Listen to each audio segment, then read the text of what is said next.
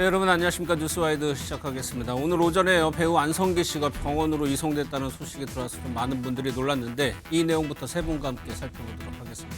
남해연 마이데일리 연예국장 이창환 장한대 특임교수 정광재 전 국민의힘 대변인 나오셨습니다. 어서 오십시오.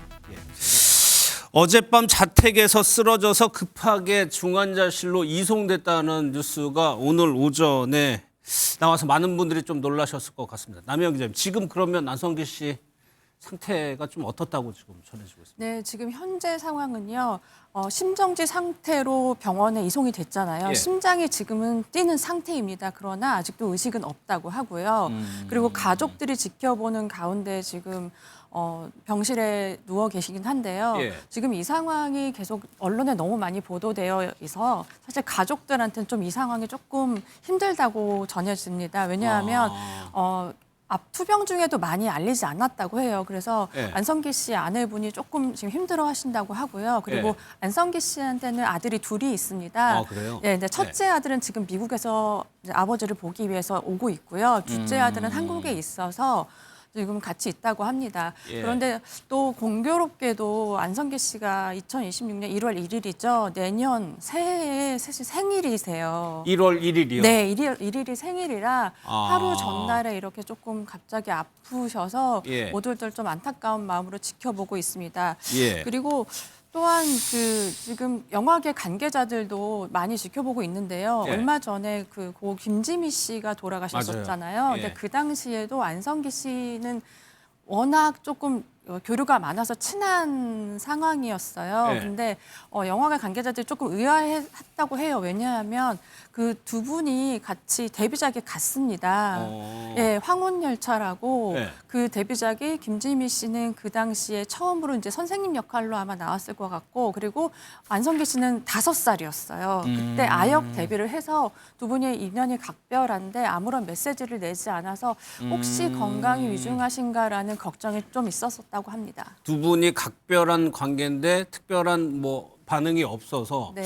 그때부터 좀 안 좋은 건 아니냐 이제 영화계 분위기였는데 어젯밤에 이제 자택에서 음식을 먹다가 목에 걸려서 심정지 상태로 병원에 이송이 된 상태고 일단 현재로서는 심장이 뛰는 상황인데 가족들은 이제 다 지금 하나둘씩 좀 모이고 있는 것 같습니다. 더군다나 좀 걱정되는 것이 안성기 씨가 혈액암 투병을 꽤 오랫동안 해오고 있었잖아요. 네, 벌써 6년째인데요. 6년이요? 예. 2019년에 처음에 발병이 됐었습니다. 근데 예. 그 당시에는 알려지지 않았었어요. 그러다가 2022년에 본인이 이제 조금 대외 활동을 했을 때 몸이 좀 아픈 것 같다라고 했을 때 얘기를 하신 거거든요. 근데 그 사이에 2020년에 한번 완치 판정을 받은 적이 있었습니다. 근데 그때 완치 판정을 받았는데 또 재발을 했던 거죠. 완치 후에 재발한 네, 거군요. 2019년에 혈액암 진단을 받았고 20년에 완치 판정을 받았는데 그 재발했을 당시 병원에 한 열흘 정도 입원을 했었어요. 네. 그래서 그 당시에 굉장히 또 안성기 씨 건강 위독으로 인해서 기자들이 조금 많이 관심을 가졌던 상황이라서 당시에 전화 통화를 했었는데요. 저는 그 당시에 되게 조금 인상 깊었었던 게 본인의 몸이 아프고 조금 힘들었을 텐데 영화 얘기를 계속 하시더라고요. 그래요? 그 당시가 영화 개봉을 한 이틀 정도 앞둔 시기였거든요. 네. 근데 나 지금 몸 괜찮으니 우리 영화 좀 잘 좀 봐달라라고 먼저 얘기를 하셔서 조금 남다르다고 생각을 했었습니다. 근데 이번에 이제 심정지가 온 거는 이제 네. 다들 다들 아시다시피 집에서 자택에서 음식을 드시다가 목에 걸린 거잖아요. 이제 혈액암과는 전혀 상관이 없는 것으로 알려졌습니다. 예. 근데 정화재 대변인 이 안성기 씨가 이 혈액암 사실을 그러니까 한동안은 꽤 숨겼단 말이에요. 이거. 네. 아무래도 대중 앞에 서야 하는 분이니까 이렇게 투병 사실을 알리는 것 자체에 대해서 상당한 부담감을 가졌을 것 같아요. 예. 그리고 안성기 씨 연기에서나 그동안 그 대중들에게 보였던 삶의 궤적을 봤을 때 상당히 진중하신 분이잖아요. 예. 그래서 이런 사실을 주변에게 얘기해서 괜히 자신에 대한 걱정이나 더 하게 하는 것 아닌가라는 마음을 가졌던 것 같습니다. 그리고 중간에 또 말씀하신 것처럼 한 차례 완쾌 판정을 받으셨었기 때문에 예. 얼마든지 이 병을 쉽게 떨치고 일어나서 다시 복귀할 수 있을 것이다라고 생각하셨었을 것 같아요. 그렇죠. 그런데 지금 상황은 상당히 좀 우리가 예상하지 못했던 부분이죠. 예. 실제로 이게 암 투병 생활이라는 게 저희도 뭐 주변에서 많이 봅니다만 또 완치 후에 또 재발하고 이 투병 과정이라는 것 자체가 쉽지 않아요. 네. 우리가 뭐 흔히 얘기하면 암 그러면은 어떤 이제 그 종양이 있어가지고 예. 그걸 제거한다던가 이런 게 이제 가장 일반적인 암인데 혈액암은 좀 다릅니다. 그러니까 특정 부위가 아픈 것이 아니라 혈액이나 림프에서 발생을 하기 때문에 예. 이게 이제 전신으로 이제 피가 돌잖아요. 그렇기 때문에 이 부작용이나 이런 그 증세가 전신으로 나타나요. 사실은 3년 전에 안성기 씨가 무대에 나섰을 때도 얼굴이 완전 통통 붓고 전혀 맞아요. 알아볼 수 예. 없는 얼굴로 나타났었거든요. 그때도 이제 일단 치료가 어느 정도 끝난 상태였음에도 불구하고 그 이제 후속 치료가 굉장히 힘들었다고 그럽니다. 예. 이게 뭐 원인도 아직은 다 밝혀지지 않았고 치료 방법도 이게 굉장히 다양해서 개인마다 차별이 있는데 안성기 씨 같은 경우에는 이 먹는 것 때문에 굉장히 힘드셨다고 그래요. 그러니까 물을 많이 먹어야 되는데 평상시에 물을 잘 안 드신대요. 그래서 물 먹는 게 굉장히 고역이었고 예. 또 이게 감염에 굉장히 취약합니다. 그래서 평상시 치료 받을 때도 무균실에서 아무도 없는 그런 그 소위 말하면 하얀 그런 무균실 안에서 혼자서 오롯이 이걸 지내야 된대요. 예. 그러다 보니까 이 치료 기간 내내 고독감이 굉장히 힘들었다 이렇게 예. 밝히셨는데 저도 주변에 뭐 혈액암 걸리신 분은 없으셔가지고 이런 사례를 좀 저도 찾아봤는데 굉장히 고통스러운 치료 과정을 겪었고 그 과정에서 완치도 됐었는데 예. 또다시 이렇게 재발을 해서 또 이렇게 위중한 상황까지 가시니까 굉장히 마음이 아프네요. 예. 그런 와중에도 뭐 남 기자님도 말씀을 하셨지만 영화에 대한 그 애정과 의지는 계속해서 강하게 피력을 했었습니다. 2022년 영상 한번 보겠습니다.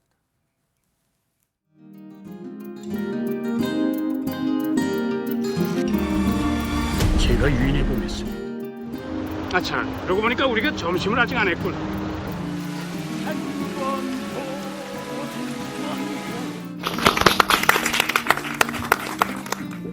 인사 말씀. 그분 인사가 이 영화에서는 좀 새로운 모습, 힘 있는 모습 그런 걸로 하면 좋지 않겠나 생각을 해서 의상서부터 뭐 헤어 이런 것까지 다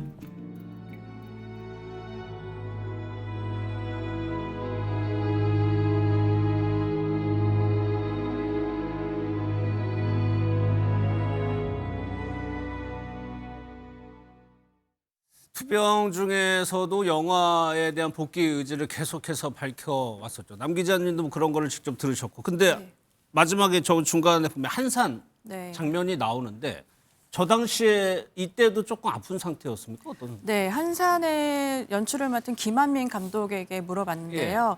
당시에 촬영을 정말 열심히 잘 하셨다고 해요. 그리고 이 분장만 봐도 아시겠지만 사극 촬영은 정말 몸과 마음이 힘든 촬영이거든요. 그렇죠. 현장도 뭐 편하지도 않고요. 그래서 조금 컨디션이 촬영 막판에 조금 안 좋아서 조금 이렇게 촬영을 조금 쉬었다 하기도 하고 그런 과정이 지냈었다고 해요. 그래서 혹시나 혈액암이 있었다는 걸 다 알았기 때문에 네.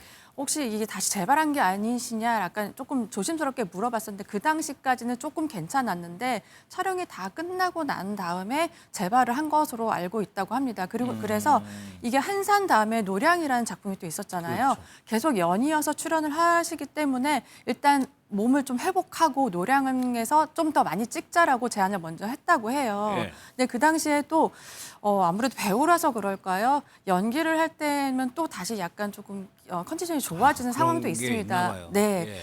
노량을 찍을 때는 또 전혀 아픈 거 없이 잘 촬영을 하셨다고 합니다. 실제로 이 모습만 봐도 이 투구 자체가 굉장히 무거울 네. 테고 밖에서 촬영을 많이 할 테고 그럼에도 불구하고 오히려 힘이 나는 그런 모습인데 실제로 안성기 씨가 그 몸 관리를 굉장히 잘 해오셨다면서요? 그런 얘기를 한번 하신 적이 있어요. 예. 인터뷰 때 몸 관리가 뭘 하는지 되게 궁금하잖아요. 그 옛날부터 20대 때부터 지금까지 안성기 씨의 모습은 아마 다 한결같다고 보실 맞아요. 것 같습니다. 그때 그런 말씀을 하셨습니다. 배우는 평생 몸을 가꿔야 하는 직업이다. 저는 그래서 매일 운동해요라고 얘기했었는데요. 그리고 그 운동을 할 때 그렇게 하신답니다. 보통은 요즘 아침 운동 많이 하잖아요. 네. 안성기 씨 같은 경우 나는 아침 운동 안 한다. 좀 약간 시간의 여유가 있기 때문에 나는 조금 컨디션이 좋은 낮에 운동을 많이 한다라고 했었고요. 그리고 근력 운동을 좀 많이 했었고요. 그리고 런닝머신도 30분 정도 탄다면 근력 운동은 한 30분 정도 한다라고 했었습니다. 그리고 예. 저는 안성기 씨가 그 운동 외에도 약간 마음적으로도 정신 수련도 되게 잘하신 거라고 봐요. 왜냐하면 촬영장에서 후배들을 굉장히 잘 보듬어 주신 선배 중분의 하나예요. 그래서 예. 어떤 배우 같은 경우에는 아무도 나를 거들떠 보지 않았을 때 안성기 선배님이 말을 시켜주시고 되게 추위에 떨고 있을 때도 따뜻한 곳으로 데려온 사람도 안성기 선배님이다 해서 아마 주위 사람들과 많은 교류로 조금 약간 마음적으로도 많이 풀고 예. 몸과 마음이 좀 건강한 상태로 연기에 몰두하셨던 것 같습니다. 예. 정관장님 오늘 뭐 일이 병원으로 이송되기 전에도 사실 이제 주변에서 들려오는 거는 안성기 씨의 건강이 좀 좋지 않다는 얘기들이 좀 왕왕 전해지긴 했었어요. 그렇습니다. 사실 걱정의 목소리들이 많이 전달됐었죠. 뭐 절친한 후배죠. 박중훈 씨가 최근에 여러 방송을 통해서 안성기 씨와 관련한 이야기를 하면서 본인이 어떤 이야기를 하더라도 따로 반응을 하지 못하고 그냥 웃기만 하는 정도의 건강 상태라는 사실을 전해줘서 일반 대중들에게 좀 충격을 줬었죠. 사실 저는 최근에 그 가장 인상적인 장면은 박중훈 씨가 안성기 씨 손을 잡고 2023년인가요? 그 부천 국제영화제 레드카펫을 걸어 나오고 부축해서 걸어 나오거든요. 그 뒤를 최민식 씨가 막 달려 나오면서 그 하는 장면이 있어요. 그게 저도 본 것 같아요. 유튜브 상에서는 뭐 정말 수백만 건의 조회수가 있었을 정도로 이 안성기 씨의 건강이 이렇게 안 좋았나라고 대중들이 인식하고 있었는데 실제로 들려오는 소식들 자체가 그런 무거운 소식들이어서 많이들 걱정하고 있었는데 근데 지금은 또 혈액암과는 관련이 없이 그러니까요. 다른 일로 예. 그 중환자실에 입원을 하게 된 상태라 일반 대중들이 느끼는 충격은 더 큰 것 같습니다. 예. 그래서 많은 분들이 쾌유를 바라고 있을 것 같은데 안성기 씨 하면은 또 안티가 거의 없는 그래가지고 국민 배우라는 호칭이 붙은 배우거든요. 네, 정말 아무도 싫어하는 사람이 없이 네. 그 안성기 씨의 어린 시절 모습부터 우리가 자연스럽게 보면서 같이 산 세대를 살아온 거잖아요. 안성기 씨도 역시 그런 얘기를 자주 하시고요. 그때 박중훈 씨 얘기를 잠깐 하셨는데 박중훈 씨랑 안성기 씨랑 같이 작품을 한 적이 꽤 많잖아요. 예, 근데 그런 얘기를 한 적이 있습니다. 가끔 이제 기자들하고 뭐 뒷부리 같은 걸 하잖아요. 네. 그러면 박중훈 씨가 먼저 그러니까 약간 분위기를 화기애애하게 하려고 우리 형은 너무나 국민 배우여서 절대 바람을 피지 못한다. 그런 우스갯소리를 너무 하시는데 예. 너무나 자연스럽게도 이렇게 허허 웃으셨고요. 그리고 그 이야기도 좀 인상 깊었습니다. 팬클럽도 없고 죽자사자 하는 팬도 없다. 나는 그냥 그래서 팬클럽이 없나요? 예, 없습니다. 어. 네, 그래서 나는 그냥 국민 배우가 맞는 것 같다고 하는데요. 예. 그 오랫동안 정말 잘 살아오셨기 때문에 오랫동안 CF도 정말 많이 맞아요. 했어요. 다들 예. 기억하시는 그 커피 광고 아실 겁니다. 그래서 굉장히 안성기 씨의 이번에 조금 아프신 소식이 많은 국민들의 좀 마음을 조금 안 좋게 합니다. 예, 네. 데뷔가 무려 68년 차니까 대중들이 68년을 안성기 씨를 봐왔기 때문에 뭐 말씀드린 것처럼 사실상 국민 배우 역할인데 박 교수님은 좀 어떻게 기억을 하고 계세요, 안성기? 제가 나이가 55세인데 예. 제가 태어났을 때 이미 스타셨어요. 아. 그리고 지금까지도 스타십니다. 그쵸. 그런 점에서는 뭐 영원한 연기자고 말씀하셨던 것처럼 저도 뭐 투캅스라든지 뭐 라디오스타라든지 영화들을 많이 봤지만 예. 그때 이미지도 좋았지만 커피 광고를 10년 넘게 하셨거든요. 사실 저보다 연배가 있는 어르신과 저분하고 커피 한 잔 마시고 싶다 이런 생각을 들게 만드는 어디서 차 한 잔 마시면은 안성기 씨가 어디선가 커피 한 잔을 드시고 있는 그런 모습이 떠오를 정도로 예. 그 이미지가 참 중후하고 또 편안하고 그런 이미지를 주는 배우 아니었는가. 예. 그래서 우리 국민들과 함께 이렇게 옆집 아저씨처럼 끊임없이 이렇게 스타로 지내오신 분이셨는데 빨리 쾌유가 됐으면 좋겠습니다. 예. 아직까지 이제 일단은 심장이 뛰기 시작했다니까 의식을 되찾으면 이제 중형대한 고비를 넘게 되는데 예, 지켜보겠습니다. 다음은요. 건강보험공단에서 이제 보험료 체납자를 공개를 했는데 익숙한 이름들이 많이 있습니다. 여기 보면은 신은경 씨, 이진호 씨, 그렇죠. 꽤 많이 체납을 했네요. 신은경 씨 같은 경우는.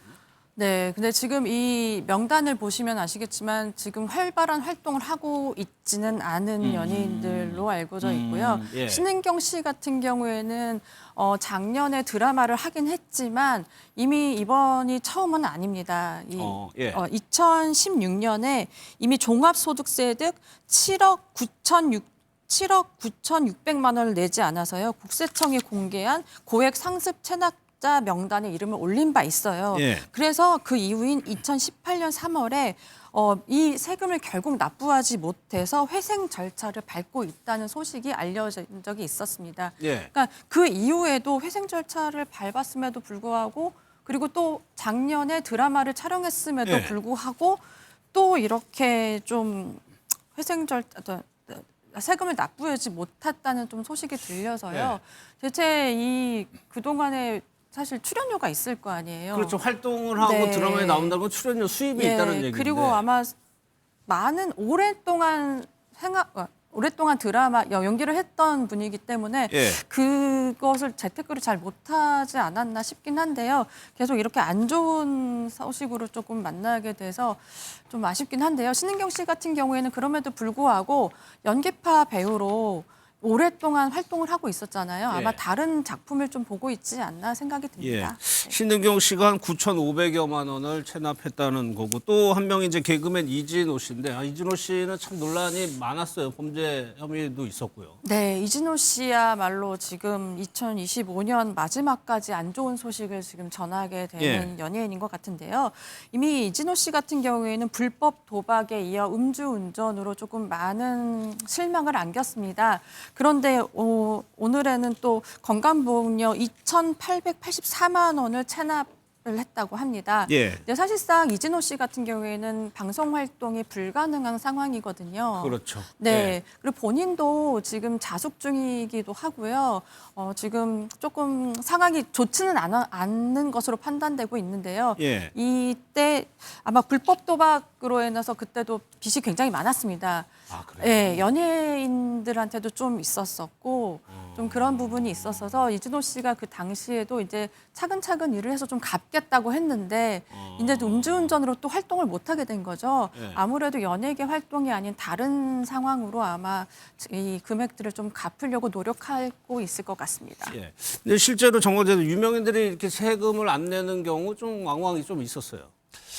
그러니까 사실 연애 생활하면은 바쁜 거는 제가 인정하겠습니다. 예. 그런데 사실 연예인들이 대중들, 많은 사람들의 인기를 받고 사는 사람들이잖아요. 그래서 본인들이 갖고 있는 이미지를 어떻게 구축하는가도 굉장히 중요한데 예. 이런 부분들 좀 꼼꼼히 챙겨서 이런 구설수에 오르지 않도록 하는 게 우선인데 그런 부분 미처 챙기지 못한 것들에 대해서 좀 죄송스러운 마음을 가져야 하는 게 아닌가 싶어요. 그런데 뭐 대표적으로 임영웅 씨 같은 경우에도 세금을 체납해서 본인이 살고 있는 집이 압류 상태로 가는 경우도 있었는데 이거는 근데 건보료를 상습 체납했던 것과는 좀 결은 다른 것 예, 같습니다. 예. 뭐 즉시 납부를 했고요. 자신이 직접 꼼꼼히 챙기지 못한 점에 대해서 사과도 했고 그 후에 세금을 또 추가로 체납했다는 사실은 알려지지 않고 있거든요. 예. 그래서 이런 것들이 반면교사가 돼서 사실 좋은 이미지를 갖고 있는 연예인도 한 번에 나락으로 가는 경우가 많거든요. 그래서 그런 일이 없도록 꼼꼼히 챙기는 것이 좋겠다라고 조언을 좀 드려보고 싶습니다. 반면에 모범적으로 세금을 꼬박꼬박 내는 분들도 많이 있습니다. 예, 대표적인 사례가 유느님 유재석 씨입니다. 왜 유느님이라고 불리는지 좀 알 것 같긴 한데요. 예. 유재석 씨 같은 경우에는 그 강도 높은 그 세무 조사를 했는데 단 1원도 내지 않았고요. 정확하게 많이 냈다고 합니다. 게다가 심지어 한 예능 프로그램에서는 그렇게 얘기했습니다. 정말 그 세무사계에서도 되게 유명하다. 그리고 굉장히 원래보다 더 많이 낸다. 그러니까 문제가 될 것 같으면 더 많이 낸다는 얘기죠. 그렇죠. 게다가 유재석 씨 같은 경우에는 지금 200억 건물주입니다. 건물주라서 예. 아마 더 타겟이 됐을 수도 있어요. 그래서 꼼꼼히 더 준비를 했을 것 같고요. 정말 20년 넘게 국민 배우 안성기 씨가 있으면 국민 예능인은 유재석 씨가 있잖아요. 예. 이 부분에 대해서 정말 철저히 준비를 하고 있는 것으로 알려져 있고요. 보통은 이거를 소속사에 맡기거나 뭐 부모님한테 맡겼는데 제가 잘 몰랐어요라고 변명을 많이 예, 하잖아요. 예, 근데 유재석 씨는 아예 난 정말 내가 정말 더 잘 챙긴다. 그리고 불안하면 더 낸다라고 본인이 얘기했을 정도로 약간 그 세금액에서 굉장히 민감한 것으로 알려져 있고요. 그리고 또 한 명의 연예인이 있습니다. 배우 박하선 씨인데요. 박하선 씨요? 네, 박하선 씨 같은 경우에는 사실 기자들 사이에서는 그렇게 많이 알고 있어요. 이 세금보다는 명품이나 이런 거를 좀 많이 보여줘서 예. 조금 생각보다 화려하게 많이 비춰지거든요. 왜냐면 뭐 되게 유명한 되게 고가의 핸드백이 뭐 수십 개가 있다. 이게 사실 기사 타이틀로도 많이 나오는 연예인인데 그만큼 모범 납세자로 지금 알려져 있는데요. 박하선 씨는 이렇게 얘기한 적이 있습니다. 몇 년간 빚내서 세금을 냈다라고 할 정도로 예. 이 세금에 대해서 굉장히 민감한 연예인으로 알려져 있습니다. 근데 알겠습니다. 연예계 보면 예. 1인 기획사를 세워서 많이 세금 하죠. 탈루한 경우가 굉장히 많아요. 뭐 수십억 단위의 그 세금 탈루로 인해서 1인 기획사 그 세무조사 하니까 뭐 10억, 70억 이렇게 탈루를 해서 뭐 이미지에 타격을 입는 경우가 많았는데 제가 알기로는 유재석 씨 같은 경우에는 그런 비용 처리를 하지 않고 네. 정말 세금을 꼬박꼬박 내고 있어서 네. 세무사들이 아니 왜 그렇게 하느냐라고 얘기를 했음에도 불구하고 뭐 이렇게 세금 다 내고 해야 한다라는 메시지를 전달했다고 하더라고요. 저는 뭐 비단 유재석 씨가 돈이 많아서 그럴 거라고 생각하지는 않습니다. 돈이 많은 사람도 세금 조금이라도 줄여보고 싶은 그렇죠. 게 인지상정인데 그럼에도 불구하고 이렇게 대중들에게 세금을 체납했다 또는 뭐 건강보험료를 내지 않았다라고 알려지게 되면 뭐 어쩌지 않겠습니까? 그런 일 없도록 예. 연예인들이 좀 신경을 많이 써줬으면 하는 바람을 갖고 있습니다. 예. 북한 관련 소식도 좀 살펴볼 텐데 북한과 러시아의 밀월 관계가 좀 더 깊어지는 것 같습니다. 축전도 주고받고 선물도 왔다 갔다고 하는데 영상 한번 보겠습니다.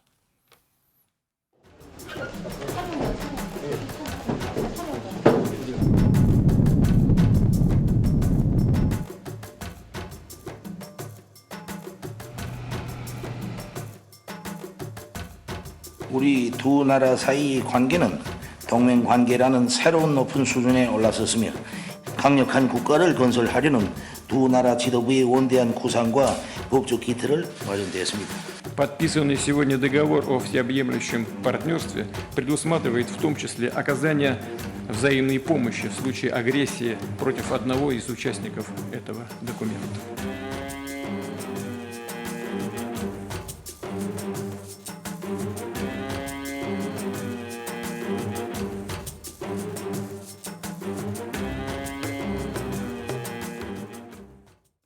뭐 축전에서는 러시아와 북한의 관계를 더 강하게 하는 표현들이 들어가 있고 지금 마지막에 보면 선물을 주고 받는데 꽃병을 북한 측에서 보내니까 김여정 부부장의 초상화를 줬어요. 네.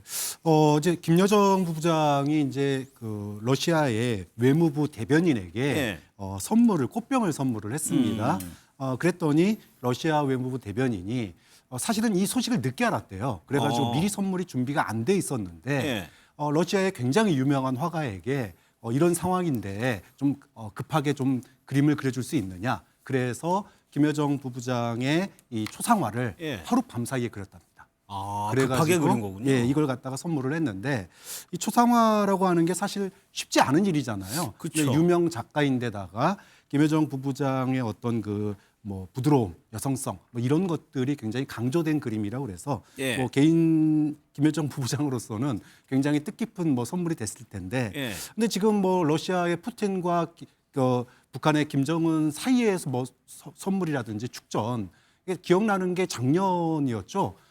푸틴이 김정은에게 방탄 차량, 자동차. 그 어마어마한 그 의전 차량 예. 이거를 선물로 보냈었어요. 예. 사실은 그 의전 차량 이런 거 고급 차량은 북한에 지금 그 유엔에서 제재를 하고 있는 사안입니다. 예. 그럼에도 불구하고 김정은으로서는 그 차를 타고 다님으로 인해서 봐라 우리에게는 든든한 러시아가 있다 이런 거라는 효과를 톡톡히 노렸었고 김여정 부부장 같은 경우에도 자신의 이제 어떤 그 주된 통로의 대화격인 예. 외무부 대변인에게 이런 선물을 주고받았는데 그만큼 러시아와 북한 사이의 관계가 굉장히 친밀하다.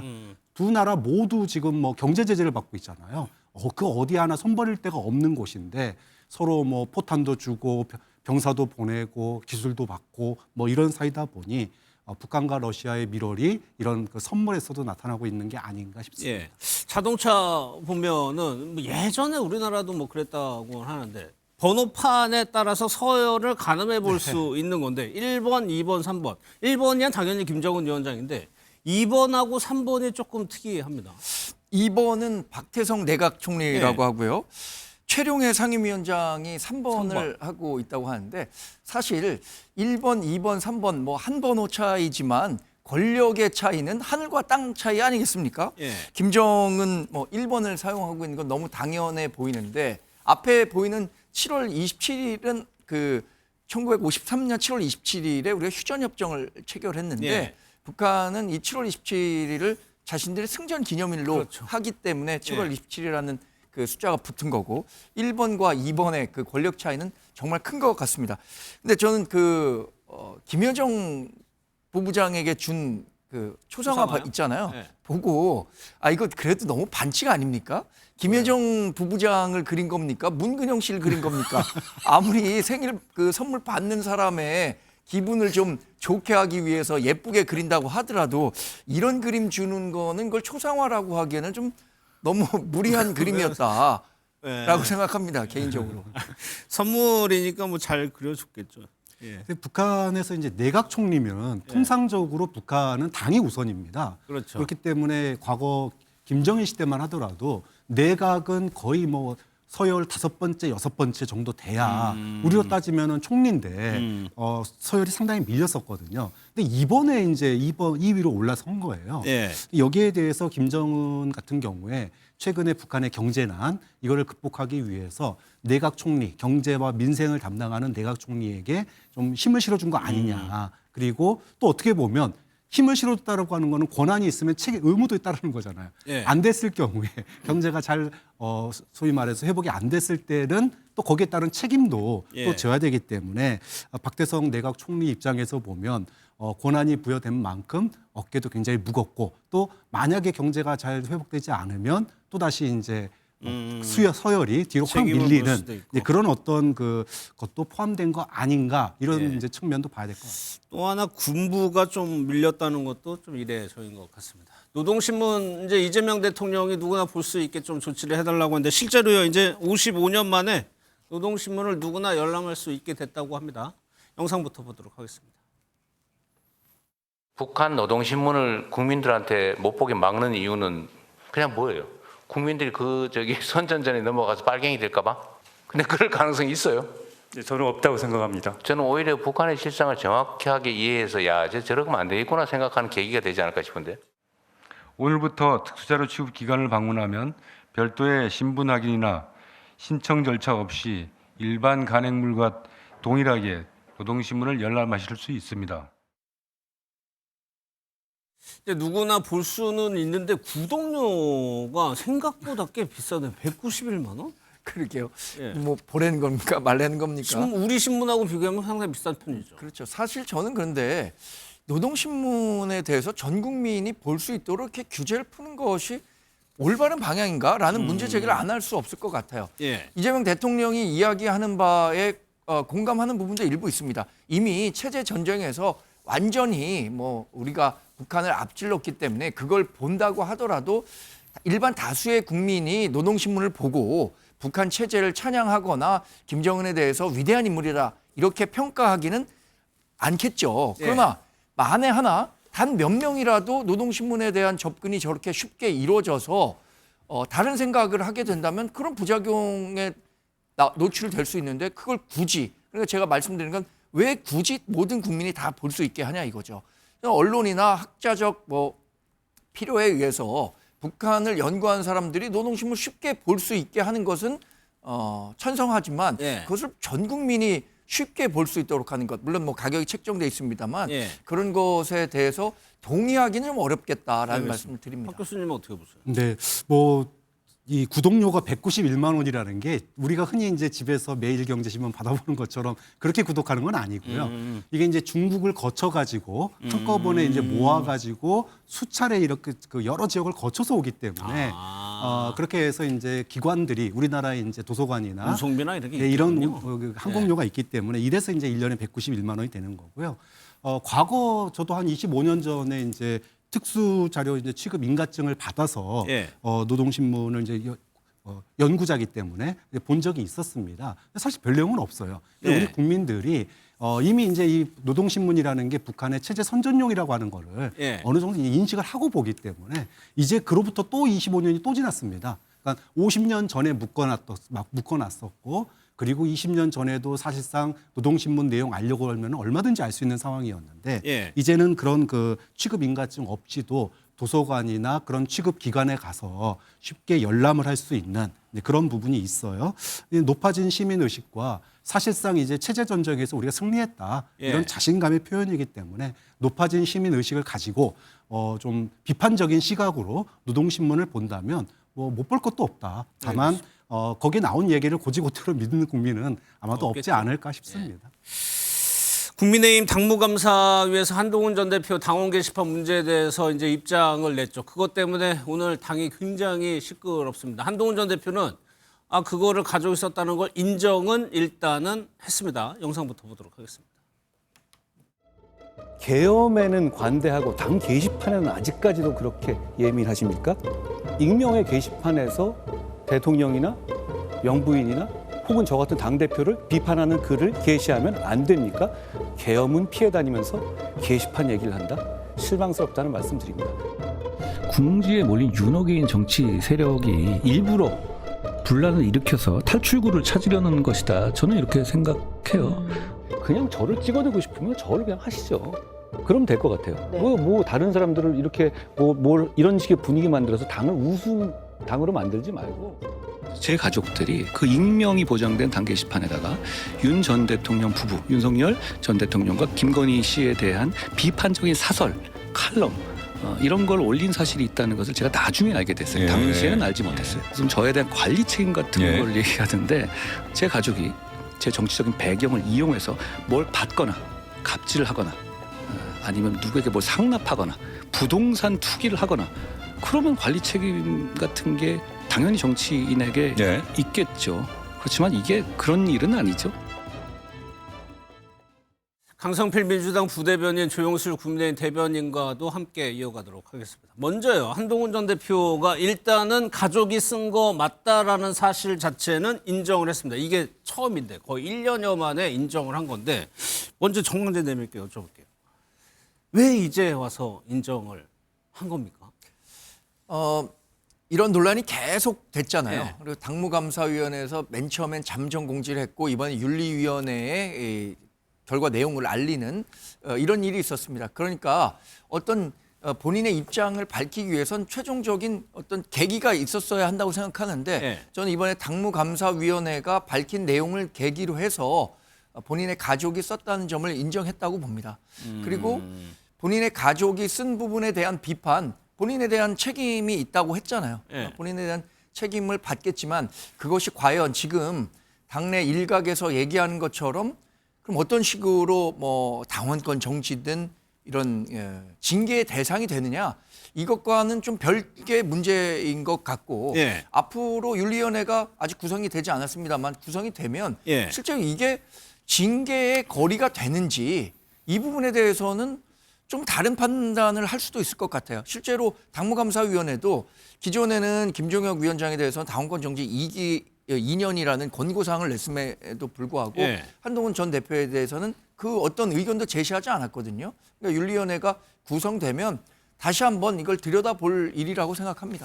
그런데 이제 한동훈 전 대표가 인정은 했지만은 여러 가지 논란이 지금 뭐 법적 공방으로 갈 수도 있는 상황까지 오고 있는데 먼저 조영술 대변인께 하나 여쭤보면 앞서 인터뷰에서도 봤지만 가족이 있었기 때문에 한동훈 전 대표에게 관리 책임이 있다는 게 당무감사위의 얘기였어요. 근데 한동훈 전 대표는 아니 우리 가족이 무슨 비리를 저지른 것도 아니고 그 책임이 왜 있느냐는 취지로 얘기를 했거든요. 이 부분에 대해서는 어떻게 생각하세요? 그 가족들에 대한 문제도 당연히 이제 한동훈 이제 대표의 이제 기본적인 이제 전 책임이 있다라고 보고 있습니다. 예. 그 우리 지난 총선 이제 기억할 겁니다. 그 당시 이제 김건희 여사 논란이 있었을 때 한동훈 대표가 이제 여러 가지 정치적 발언이라든가 이런 것들을 계속 문제를 삼았었거든요. 예. 그러한 차원에서 봤었을 때 이제 동일한 잣대로 한동훈 전 대표한테도 이제 적용하는 게 맞다라고 보고 있고요.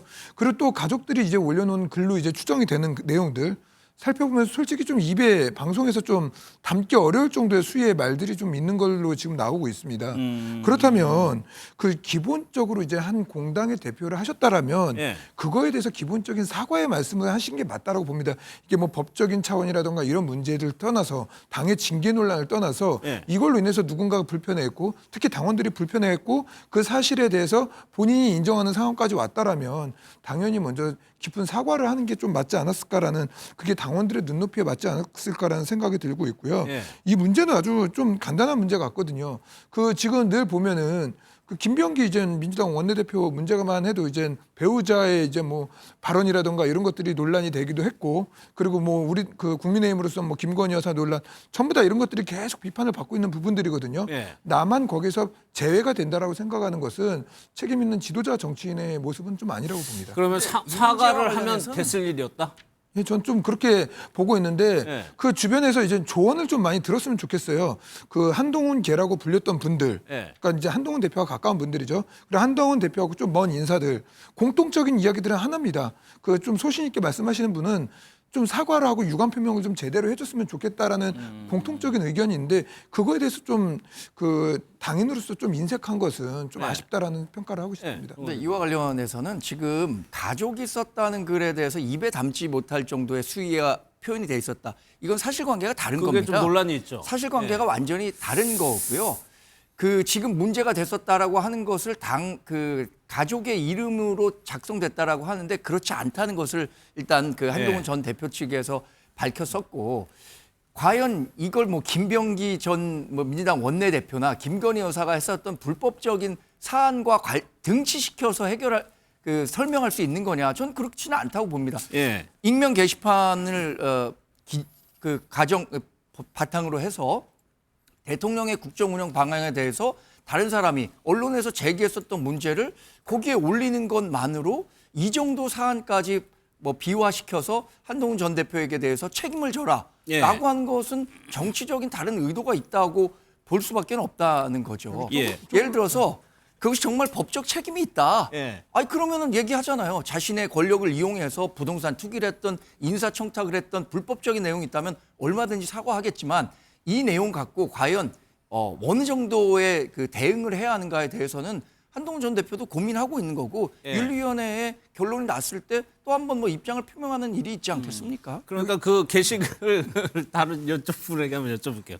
게시글의 내용이 무엇이냐도 굉장히 중요할 것 같은데 이호선 당무감사위원장이 블로그에 올린 글은 굉장히 인격 모독성의 발언들이 있어 보여요. 그런데 한동훈 전 대표는 아니다. 사설이나 칼럼 정도의 글을 올렸을 뿐이다라고 얘기를 하고 있거든요. 이게 달라요, 말이죠. 네.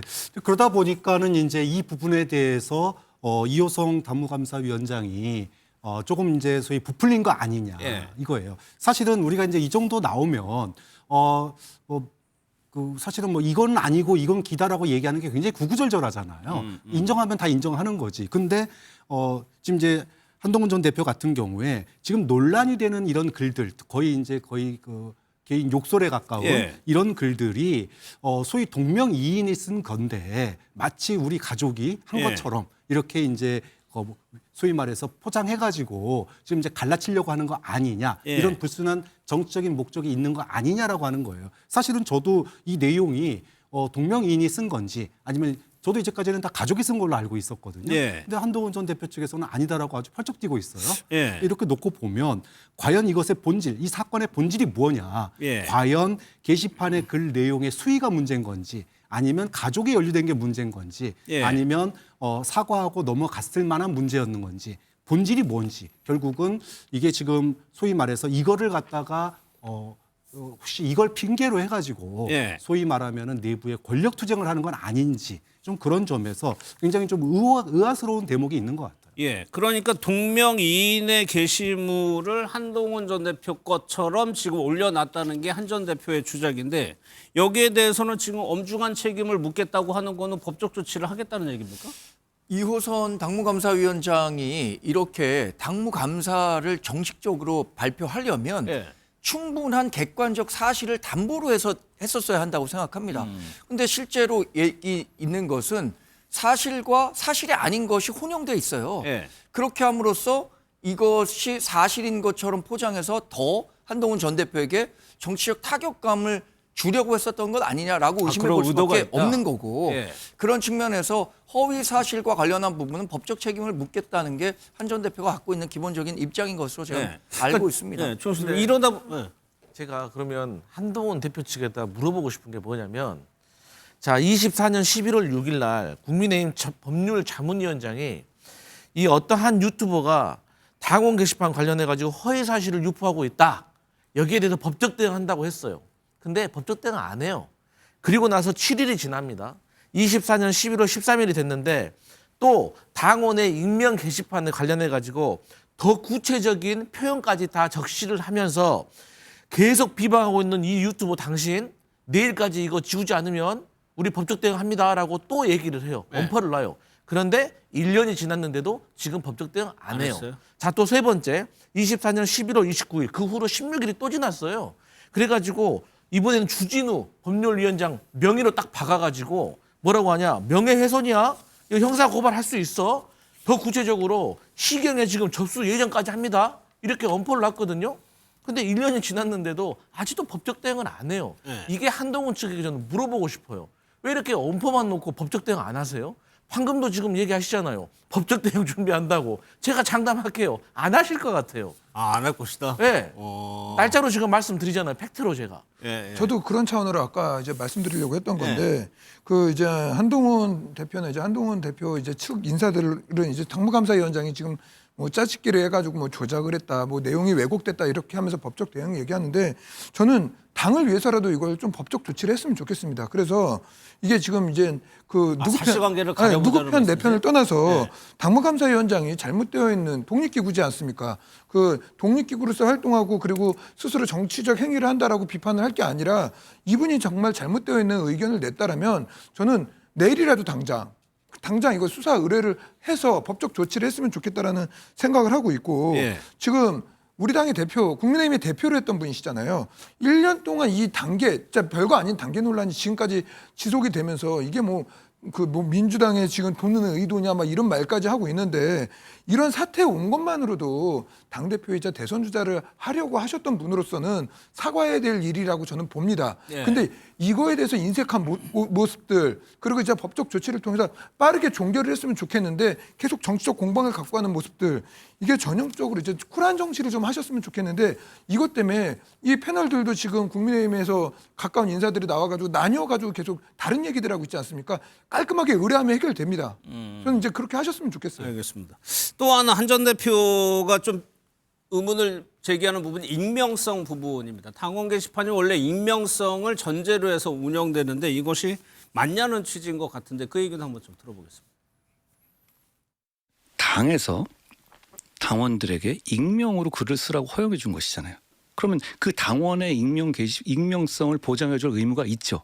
그럼 누군지 여부에 대해서 어떤 글인지 여부에 대해서 그게 공개하는 선례를 남기면 되겠습니까?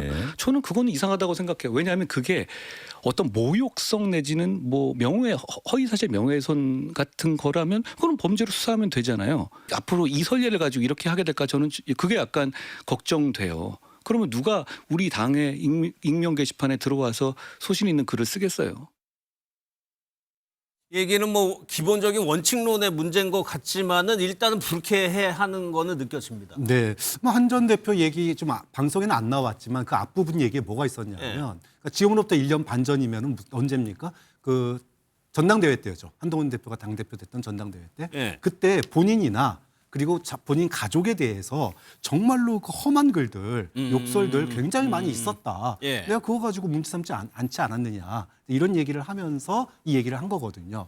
자, 그렇게 놓고 본다면 한 전 대표로서는 이 문제의 본질, 즉 당 대표의 가족이 대통령을, 그러니까 소위 말하면 여당 대표의 가족이 대통령을 저격하는 또는 대통령 가족을 저격하는 글을 쓸 수 있느냐라고 하는 본질을 조금 비틀어 가지고 소위 말하면 당내 민주주의 문제로 이걸 다시 이제 논쟁을 바꾼 거거든요. 예.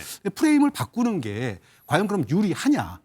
그러면 이 프레임을 갖다가 1년 동안 해결 못하는 이유가 뭐겠습니까? 당내 민주주의 문제였다라면은 이미 끝났어야 돼요. 그런데 저는 당내 민주주의 문제도 물론 있겠지만 사실은 이게 1년 가까이 지속돼 온 데는 당내 민주주의가 아닌 감정의 문제, 그리고 계파 갈등의 문제, 당내의 주도권을 누가 지느냐의 문제가 함께 걸려 있고 거기에는 찬탄이냐 반탄이냐 계엄 해제에 찬성하냐 못하냐 이 모든 것들이 다 걸려 있는 거고 그중에 하나의 고리로서 이게 작용할 뿐이지 이걸 갖다가 자꾸 문제의 본질은 당내 민주주의라고 얘기하는 거는 문제의 본질을 갖다가 한동훈 대표도 회피하고 있는 거 아닌가라는 생각이 들어요. 그러면 이 부분은 문제의 본질에 좀 근접한 건가요? 한동훈 전 대표가 장동혁 대표 얘기를 꺼냈단 말이에요.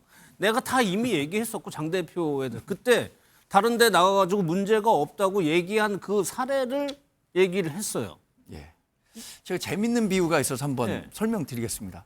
최근에 초코파이 절도 소송 있었던 거 아시죠? 물류공장에서 경비 직원이 초코파이를 먹었다.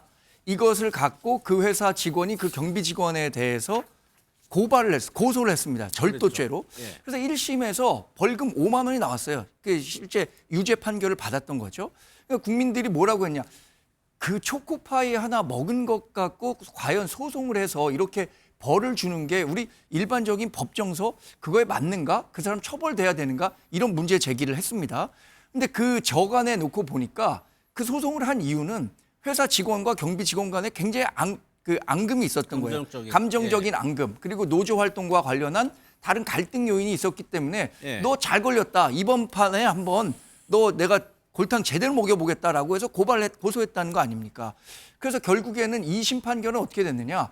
이거 영리적 목적으로 그거 절도라고 하기 어렵다라고 해서 무죄 판결이 났습니다. 제가 왜 이 말씀을 드리냐면 당원 게시판에서 이런 게 문제가 됐다라고 해서 이걸 갖고 과연 지금 한동훈 전 대표에 대해서 정치적으로 공격하고 하는 것이 어떤 목적 없이 하는 거냐, 정말로 이게 죄가 있다고 생각해서 책임을 물으려고 하는 거냐, 아니면 지금 박 교수님이 말씀하신 것처럼 감정적인 문제 때문에 한 전 대표에게만 가혹하게 하는 거 아니냐, 이것에 대해서 저는 이 사태를 보고 있는 당원들이나 국민들이 평가하실 일이라고 생각합니다.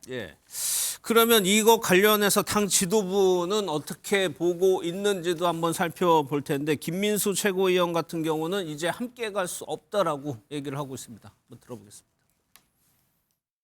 이거는 한동훈의 문제라고 생각하는 것이 아니라 그냥 원칙의 문제라고 생각을 해요. 이건 한동훈이 아니어도 똑같은 결과였어야 된다 겁니다. 정리가 돼야 된다? 네. 그러면 앞으로도 이런 일이 생겨서는 안 되는 거니까요. 예를 들어 장동혁 대표가 여기에 우리 당내 주요 인사들을 비판하기 위해서 가족을 동원한다거나 동일 IP에서 여러 아이디를 동원한다거나 용서받지 못할 일이죠. 대상의 문제가 아니다.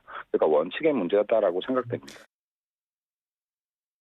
지금 이게 심증만 있다가 어쨌든 확정된 거잖아요. 그리고 본인도 일부분 가족들이 한 거 맞다. 인정을 하셨잖아요. 그냥 그걸로 빨리 털어냈으면 좋겠다. 기본적으로 우리가 지금 솔직히 바빠 죽겠는데 이재명 정부가 하는 이 일들 지금 싸우기도 바쁜데 언제까지 이거 가지고 당원들끼리의 분열과 갈등 이거 계속 가져갈 거냐. 지금 당 주류에서는 비판적인 목소리가 많이 나오고 있습니다. 장해찬 부원장 같은 경우에는 마지막 기회를 걷어찼다. 위선의 가발을 쓰고 엘리트 노릇을 하고 있다고 직격을 했는데 최용술 대표 일단 어제 그 당무감사의 결과 나오고 당 분위기는 어때요 지금? 굉장히 격앙되어 있죠. 그래서 제가 여기 이제 방송 오기 전에도 이제 당 관계자들하고 이제 통화를 했었을 때 굉장히 좀 이제 격앙이 많이 되어 있었습니다. 그래서 이제 저 같은 이제 정치인들은 이제 개인적으로 한동훈 대표가 이제 사과하고 깔끔하게 마무리했었으면 예. 커지지 않을 일이었다라고 저는 평가를 합니다. 예. 근데 그 시기를 놓치고 이걸 정치 공방하고 누군가를 공격하고 이런 거에 대해서 당 전체적인 이제 소위 말하는 지도부 인사라든가 이런 분들은 굉장히 좀 격앙이 되어 있다는 말씀을 드리고 싶고, 그리고 또 당을 상대로 계속 법적 조치 얘기해가면서 어떻게 보면은 그 정치로 해결해야 될 일들을 갖다가 법의 영역까지 갖고 가서 감정 싸움을 더 깊게 만들고 있는 부분들이 있거든요. 예. 그렇기 때문에 이 부분에 대해서는 하루라도 좀 빨리 좀 매듭을 져야 되고, 아까 강명구 의원 말했던 것 같이 정말 바빠 죽겠습니다. 바빠 죽겠는데 이거 가지고 1년 넘게 싸우고 있는 이 모습 자체가 당에 있는 전체적인 당원들은 굉장히 답답함을 많이 느낍니다. 저도 바빠 죽겠다는 거 알겠어요. 그러면 빨리 당무감사위원회 했잖아요. 네. 그럼 당무감사위원회에서 규정이 어떻게 되냐면 10일 이내에 윤리위원회를 구성해서 윤리위원회 구성으로부터 한 달 이내에 징계 절차를 마무리해야 됩니다. 10일 이내. 예. 그러면 이 물리적인 시간을 고려하면 2월 10일이 마지노선이거든요. 2월 10일에 윤석열 전 대통령 내란 관련해서 1심 재판 결과도 나와요. 그럼 그때 장동혁 대표가 지금 얘기하고 있는 변화 있잖아요. 그때 다 정리하고 당 하나로 갈 수 있으면 됩니다. 그러면 당무감사위원회에서 한 내용을 윤리위원회에서 갖고 실제 징계할 건지 안 할 건지 그거를 빨리 정해주는 게 우리 당에 있는 불확실성을 정리하는 가장 좋은 방법인데 지금 이렇다 할 타임 스케줄 로드맵도 밝히지 못하고 있는 거잖아요. 왜 이렇게 이 문제에 대해서 길게 끌고 있는지 이거 당과 한동훈 전 대표에게 모두 다 부담스러운 일이거든요. 빨리 해결의 단초를 당에서 마련해야 하는 사안이죠, 이건. 그러니까 지금 정치권에서는 칼자루는 장동혁 대표가 쥐고 있는 것이 윤리위원장이 지금 비어 있어요. 공석이에요. 그러면 윤리위원장이 평소에 이 문제에 대해서 어떤 사람을 윤리위원장에 임명하느냐에 따라서 결론이 나기 때문에 장 대표가 지금 쥐고 있는 거거든요. 맞죠. 이제 그래서 장동혁 대표가 저는 이제 조만간 윤리위원장 이렇게 임명해가지고 이 문제를 매듭 지을 거라고 생각하고, 매듭 지어지고 나면 그 다음부터는 이제 뭐 본인의 나름대로 이제 리더십을 세웠다고 생각하기 때문에 자기의 이제 어떤 당 운영을 제대로 해 나갈까라는 이제 기대가 있는데, 저는 그 전에 한동훈 대표에게 물어보고 싶어요. 자꾸 이제 익명성 이런 얘기 하는데 제가 옆에서 삼자적인 입장에서 봐도 좀 답답해요.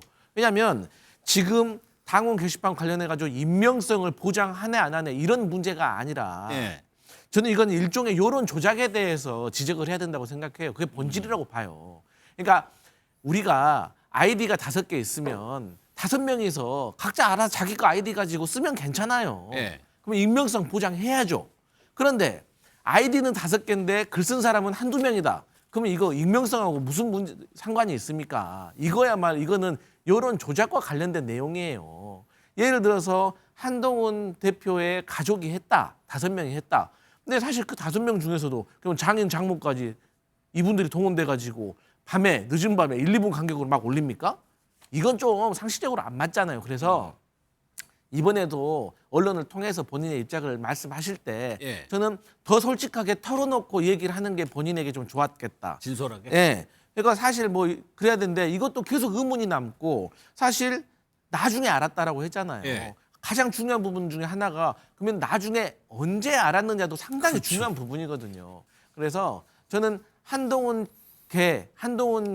전 대표의 주변 분들도 이 문제 빨리 해결하고 싶다라고 하시면 저는 이런 것에 대해서도 빨리 먼저 해결해 주는 게 맞다고 봐요. 홍 시장도 홍준표 시장도 그러다 보니까 이게 나중에 알았다는 게 말이 되냐는 취지의 좀 비판적인 글을 올렸는데, 그러면 친한계가 제기하는 의문도 한번 짚어보겠습니다. 지금 반발을 하고 있는데 공통적으로 하는 얘기가 조영술 대변인 왜 지금 이 시기에 이거를 내느냐는 거예요. 그 얘기는 지금 여권의 악재들이 좀 나오고 있는 상황에서 거기에 화력을 집중해야지 왜 또다시 이게 또 논란이 될 만한 거를 꺼내들었냐는 비판이거든요. 이 부분은 어떻게 돼요? 이 시기에 나온 게 아니라 1년 넘게 지속된 일이에요. 그리고 그 한동훈 그 전 대표가 충분히 이제 가족들한테 물어봤으면은 금방 내용을 말할 수 있었거든요. 우리가 올렸다 안 올렸다를. 근데 그걸 갖다 지금까지 와가지고 시간이 끌렸다는 거 자체를 좀 말씀을 드리고 싶고요. 그리고 아까 이제 익명 게시판 얘기도 했는데 우리 강성필 부대변인이 말씀하셨던 거에 대해서 저도 많이 공감을 하면서도 당원 게시판이라는 것 자체가 인증을 하고 들어갑니다. 자기 개인 인증을 하고 들어가고, 그 당시에 올려놨던 게 뭐 소나무 뭐 김말순 이렇게 한 게 아니라 김땡땡 해가지고 그 자신의 이름을 전부 다 가린 게 아니라 성 정도만 나오는 그런 형태로 운영이 된 거거든요. 완벽한 익명 게시판의 취지는 인증이 아니라 그냥 누구나 올릴 수 있는 게 기본적인 익명 게시판의 그 원리다라는 말씀을 드리고요. 예. 그렇기 때문에 이러한 부분들에 대해서 아마도 이제 아까 윤리위원장 얘기도 나왔지만 그 지금 현재 장동혁 대표가 여기저기서 이제 사람들한테 좋은 분들 추천을 지금 계속 받고 있는 것 같아요. 아, 그래요? 조만간에 이제 인선을 해서 예. 말씀하셨던 대로 이 부분에 대해서도 뭐 징계면 징계, 징계가 아니면 아니다 해가지고 빨리 이제 갈등을 봉합해가지고 예. 당내 이제 쇄신책 저번에 우리 방송에 나왔을 때 예. 1월 초에는 이제 당의 변화된 모습을 보여줄 거라고 말씀을 드렸는데 1월 초에는 또 같이 해가지고 쇄신안까지 내겠다고 하니까 좀 상황을 좀 보시면 될 것 같습니다. 그게 일단 맞물려서 생각을 하는 거군요, 지금. 네네. 장 대표 얘기 나온 김에 일정을 한번 보면요. 새해 연초부터요. 이제 이명박 전 대통령을 만나고 박근혜 전 대통령과도 일정을 조율 중이라고 하는데 그 얘기 한번 좀 들어보도록 하겠습니다. 지금 장동혁 대표께서는 당의 원로들을 계속해서 만나고 계신 상황이고요. 또 새해를 맞이해서 우리 당이 배출한 전직 대통령을 찾아뵙는 것은 당대표로서의 당연한 의무라고 생각을 합니다. 아직까지 말씀드릴 단계는 아닌 것 같습니다. 일단 조영술 대변인, 이명박 전 대통령과는 픽스가 된 거고 박근혜 전 대통령과는 일정을 조율 중인데 만날 가능성이 높은 거예요? 그렇죠. 지금 뭐 박근혜 대통령에 대해서도 그 장동혁 대표가 이제 결국에는 이제 그 우리 당의 이제 대통령, 국민의힘이 대통령을 하셨던 분이기 때문에 그 만나기로 이제 요청을 드렸고 그쪽에서도 이제 긍정적으로 여러 가지로 검토하고 있다 날짜를 그런 상황이기 때문에 그 전체적인 이제 국정 상황과 맞물려 가지고 한번 이제 곧 보시게 될 것 같습니다. 새해 초 일정이라면 상징적 의미가 좀 있어요. 이건 네네. 어떤 의미가 있는 거예요? 기본적으로 아까 방금 전에 말씀드렸던 것 같이 당내 쇄신을 위해서 실제로 이제 당내 중진뿐만이 아니라 보수 이제 원로들 개인적으로 많이 만나 뵙고 이제 이야기 듣고 그리고 예. 당내 이제 지도부 인사들하고도 이제 개별적으로 만나면서 의견 청취를 계속했던 걸로 알고 있습니다. 그리고 그 내용들을 담아가지고 이제 우리 당의 어떻게 보면 국민의힘의 상징이라고 할 수 있는 대통령을 하셨던 분들 만나가지고 의견 청취하면서 예. 특히 이제 지방선거 앞두고 나서 어떻게 하면 이제 당을 통합하고 보수를 통합하고 그리고 확장을 해 나갈 수 있을 거냐에 대한 지혜도 구하고 예. 그리고 지금 현재 당내 이제 경선들까지 포함해서 여러 가지 논란이 되는 것들이 있거든요. 이런 것들에 대해서 전체적인 의견과 그리고 생각들을 좀 여쭈려고 하는 것 같습니다. 최근에 장 대표는 당성을 강조하고 있거든요. 뭐 최근의 행보에서 뭐 조금 변화의 조짐은 보이긴 했습니다만 이 행보로만 놓고 보면은 급격한 변화는 아닌 것 같기도 하고. 그렇죠. 그러니까 이제까지 장동혁 체제가 가장 많은 비판을 받은 게 과연 이런 식으로 소위 말해서 윤어게인 또는 계엄과 탄핵에 대해서 이렇게 방어적인 모습만 계속 취하는 세력만 모이면 과연 확장성이 있겠느냐 이런 얘기를 비판을 많이 들었어요. 근데 이런 얘기 할 때마다 먼저 당 내부부터 단결하고 저희 이제 연말 연초 되면 확장성 가질 거예요라고 얘기해요. 그런데 당명을 바꾸는 것도 별로 추진이 안 되는 것 같고 그리고 새 부대에 새술이 들어와야 되잖아요. 새로운 인물 발굴하는 것도 안 되는 것 같고 그다음에 소위 말해서 지금 전 정권의 계엄과 내란의 바다에서 헤매고 있는 핵심 주제들이 있잖아요.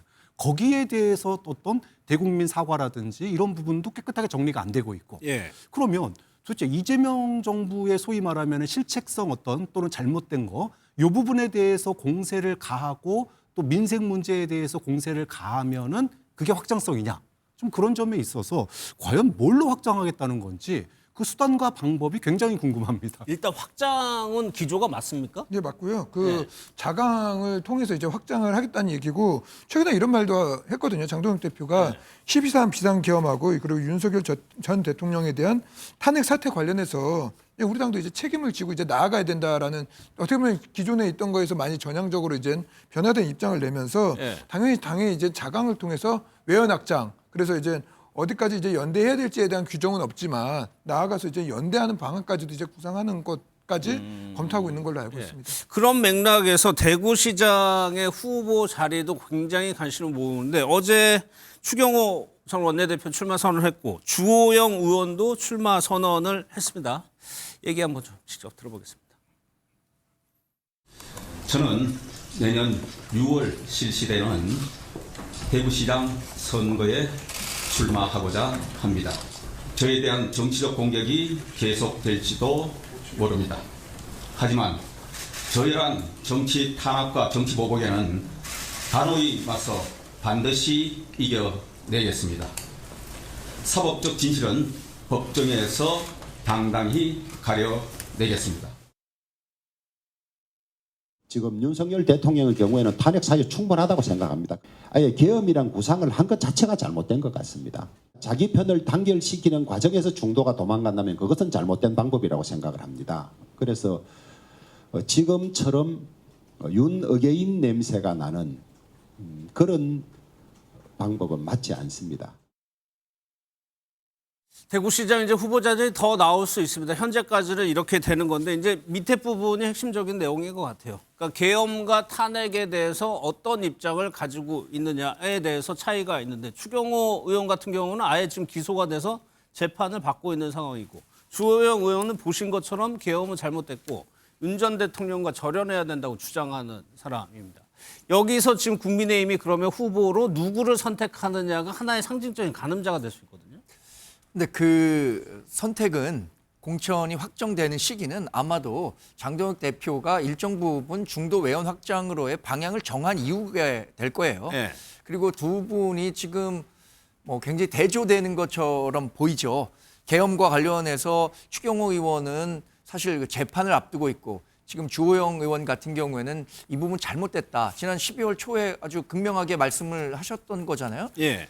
그리고 이분들이 출마하려고 하는 지역이 대구잖아요. 그렇죠. 대구가 우리 뭐 국민의힘 지지자들이 가장 많은 곳이고 보수적 정서도 가장 강한 지역으로 알려져 있는데 그래서 모르겠습니다. 두 분 간에 지금 현 상태에서 누가 더 경쟁력이 우위에 있다고 말씀드리긴 어렵습니다만 공천이 결정되는 시점에서는 네. 어떻든 계엄과 탄핵과 관련한 내용 또 네. 윤석열 전 대통령의 내란 1심 재판 결과가 나온 이유기 때문에 상황이 정리된 이유. 지금의 뭐 관점으로 이걸 예상해 보기는 어려울 것 같아요. 왜냐하면 네. 이분들이 공천을 받는 시기가 언제냐면 한 4월 말쯤 됩니다. 그렇죠. 4월 초쯤 됩니다. 네. 그럼 그때까지도 윤석열 전 대통령 만약에 내란 1심 재판 결과 뭐 법정에서 그 형이 정해진 거는 제일 약한 게 무기 금고예요. 네. 뭐 이런 정도까지 나왔을 때도 그러면 추경호 전 원내대표가 자신이 대구시장에 출마한다는 이유로 윤석열 전 대통령 여전히 지켜야 하고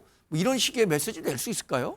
저는 그때는 상황은 완전히 좀 달라질 거라고 예상해 봅니다. 그러니까 실제 공천이 이루어지는 시기에는 이 구도는 사라질 거라는 말씀입니다. 조영술 대변인도 동의하시나요? 아니 뭐 동의하고 말고를 떠나서 네. 주호영, 추경호 이제 두 의원 다 두 분 다 계엄에 대해서 다 반대하셨던 분들이에요. 그리고 이제 여기서 이제 나온 내용은 이제 계엄 해결 뭐 표결에 이제 방해돼서 이제 기소됐다 했는데 이거 실제로 영장 청구 인용도 되지 않지 않았습니까? 네. 이건 뭐냐면 다시 말해서 당내에 있는 기본적인 생각들은 계엄에 대해서 그 전반적으로 의원들은 다 반대를 했던 네. 입장입니다. 그렇기 때문에 그 주호영, 추경호 이 두 분에 대해서 실제로 자신들의 의견 뭐 탄핵에 대해서 뭐 주호영 그 의원 같은 경우는 뭐 그럴 만한 사유가 있다, 뭐 했다 이런 얘기를 하더라도 당내에서 비판이 안 나오잖아요. 그게 이게 뭐냐면 우리 그 국민의힘 내에서 다른 의견을 낸다고 해서 무조건 비판을 하는 게 아니라 감정적 정치적으로 몰아가는 거에 대한 이제 비판을 하는 부분들인 것이고 예. 실제로 그렇기 때문에 이 두 TK의 이제 어떻게 보면 간판급 의원들이 나오는 거에 대해서 당내에서는 되게 차분한 상황입니다. 그리고 이제 수도권 선거를 어떻게 할 것이냐 이 부분에 대해서 더 집중을 하는 부분들이 있고 오히려 이제 경선 룰이 어떻게 되냐에 따라서 이 두 분에 대한 입장들이 희비가 갈리는 그럴 수 것이지 있겠네요. 뭐 그러한 차원에서 봤었을 때는 그 4월 정도쯤에 이르러서야 이제 공천이 될 거기 때문에 예. 아직까지는 이 두 분의 행보에 대해서는 전체적으로 동의하는 분위기는 없다라는 의견이 알겠습니다. 있습니다. 거기에 대해서 한 말씀 안 드릴 수가 없는 게 예. 그러니까 내부적으로 큰 혼란이 없다라고 얘기하는 게 저는 문제라고 보는 거예요. 아니 계엄 1주년 때 당대표가 아직도 계몽령 얘기를 하고 있는데 이 부분에 대해서 정리하지 않고 그걸로 인해 가지고 기소된 분과 또는 그거는 문제였다라고 얘기하는 분이 출마하는데 당내에서 이게 논란이 안 되면 논란이 돼야지 왜 안 됩니까? 저는 그런 점에서 네. 자강을 통한 혁신 또는 확장성이라고 하는 게 결국은 포장지 가리 또 안 되는 거 아니냐라고 하는 비판을 이 대목이 할 수밖에 없는 거예요. 알겠습니다. 다음은요 이제 김병기 의원과 강선우 의원 간의 그 문제 녹취 여전히 좀 의문이 남는 대목이 있습니다. 하나가 그 1억 원 보관하고 있었다는 그 1억 원은 도대체 어디로 간 거냐는 건데 이것과 관련한 두 사람의 녹취 먼저 좀 들어보도록 하겠습니다. 어쨌건 그 1억 이렇게 뭐 그 돈을 갖다가 받은 지금 사무국장이 그러니까 보관하고 있었다는 거 아닙니까? 그런 것들이 일반인들이 이해하기는 쉽지 않은 얘기들이거든요. 정말 그냥 아무 생각이 없었던 거죠. 정말. 저를 믿고 상의해 주신 것까지는 그건데 어쩌다 저한테 상의를 하셔가지고 이 문제가 그리고 그걸 들어버렸으니 저도 살려주세요. 그게 딱 결과가 나자마자 그게 실시간으로 이제 다 전달이 되고 김경이 전화 와가지고 이제 그렇게 얘기를 한 거예요. 그거는 뭐 의원님께서 지금 해결해야 되실 문제입니다. 그래서 그게 저는 출발점이라고 생각을 해요. 정말 이게 원칙으로 해결해야 됩니다. 이게. 어쩌다 이렇게 됐어요. 정말 이런 상황이 진짜 어쩌다 이렇게 됐을까요? 일단 저 녹취상으로만 판단을 하면 김병기 의원이 돈을 돌려주라고 얘기를 합니다. 그러니까 강선우 의원의 해명은 즉시 반환하라고 지시했다는 겁니다. 그럼 강선우 씨, 그 보좌진들은 얘기는 잘 모른다고 얘기를 하고 있어요. 그러다 보니까 저 1억 원이 결과적으로 지금 어떻게 된 거냐가 남는 의문점이거든요. 근데 어쨌든 이런 불미스러운 일에 대해서는 좀 송구스럽고 제가 만약에 그 상황에 뭐 강선우 의원이었든지 제가 그 보좌관이었든지 그런 역지사지로 생각을 해봤어요. 그 돈에 대해서 만약에 이제 강선우 의원이 반환하라고 지시를 했다. 그러면 보좌관이 그 반환 안 했을까요? 했을 겁니다. 지시 다른 것도 아니고 지시를 했다면 다른 것도 아니고 돈 문제잖아요. 다른 것도 아니고 뭐 1, 20만 원도 아니고 1억 문제잖아요. 그럼 저는 이렇게 당연히 반환했을 거라고 생각을 하고 그러면 지금 우리가 대화하고 있는 내용 자체가 돈을 돌려줬는데 이것도 문제가 되느냐 이런 식으로 대화를 하고 있겠죠.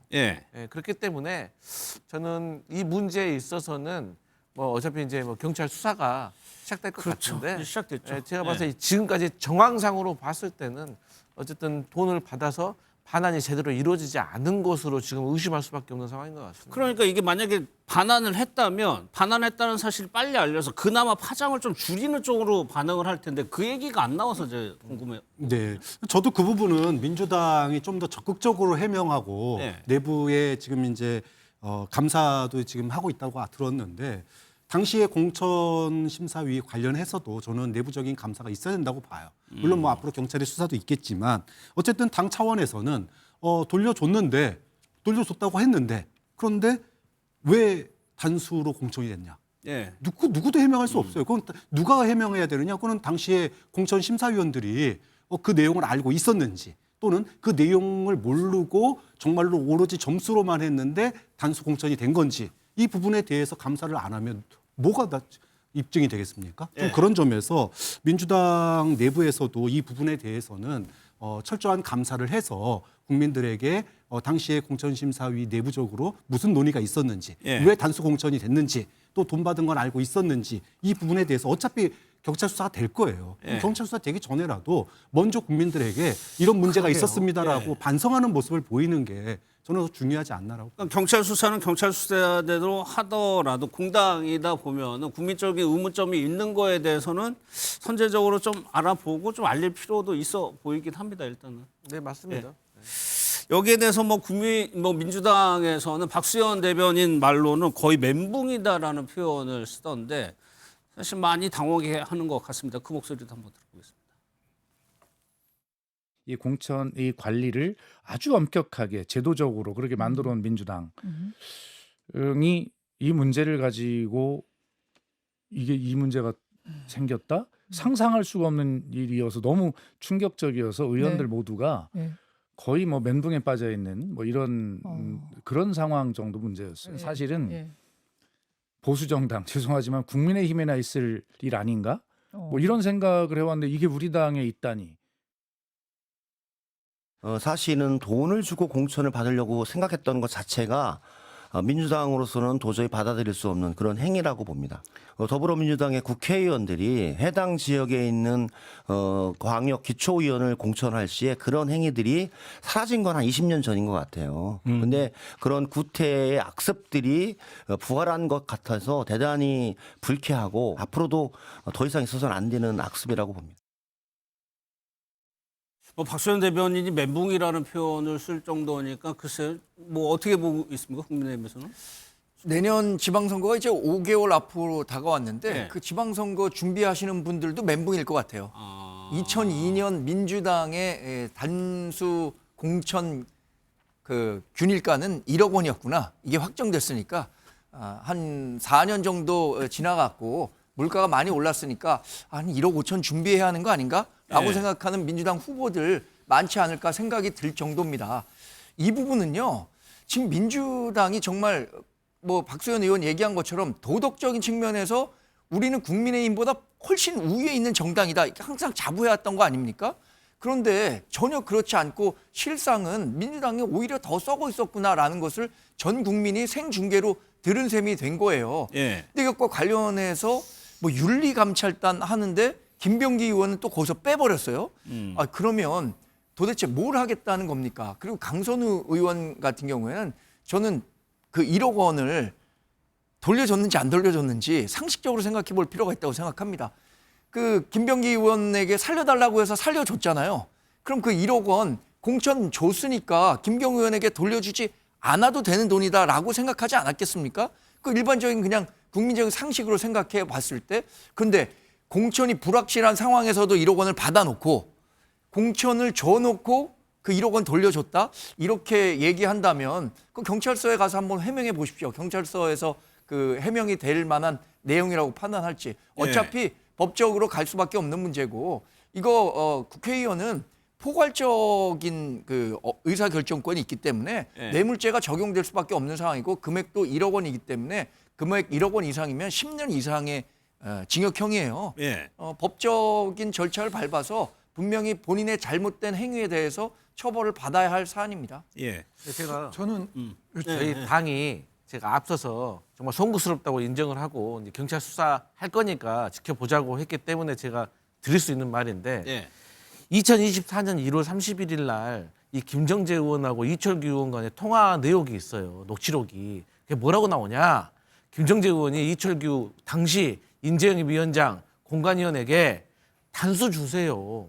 나 이거 단수 안 주고 경선해가지고 하면 다른 캠프 이제 경선 끝난 다음에 다른 캠프한테 지지선언 얻어내려면 이 동네 시세가 3억에서 5억이에요. 그래서 저도 과거에 5억 요구받은 적이 있어요.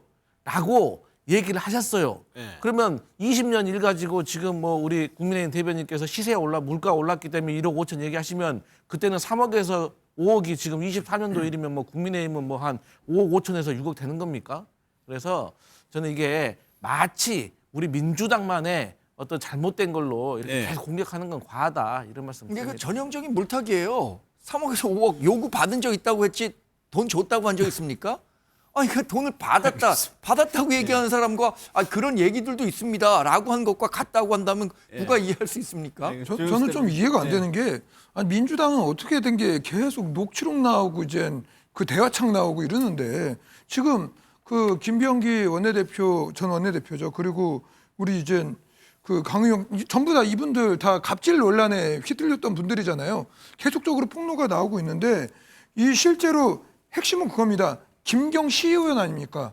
지금 이 만약에 이 논란이 있었던 분이라면 당연히 컷오프하고 공천을 주지 말아야 돼요. 결국엔 시의회 하면서 4년 동안 의정활동비 다 받고 국민 세비 다 받은 거 아닙니까? 그렇기 때문에 이거에 대해서 뭐 국민의힘 이걸 다 떠나서 민주당 자체가 너무나도 부끄럽고 반성해야 되고 저렇게 생생한 녹취가 있는데 뭘 여기서 다른 얘기할 거 없습니다. 근데 제일 중요한 문제는 정청래 대표가 이걸 윤리감찰단에다가 저는 그 올려놨다라는 건데 민주당에서 윤리감찰단이 어떻게 보면 면죄부예요.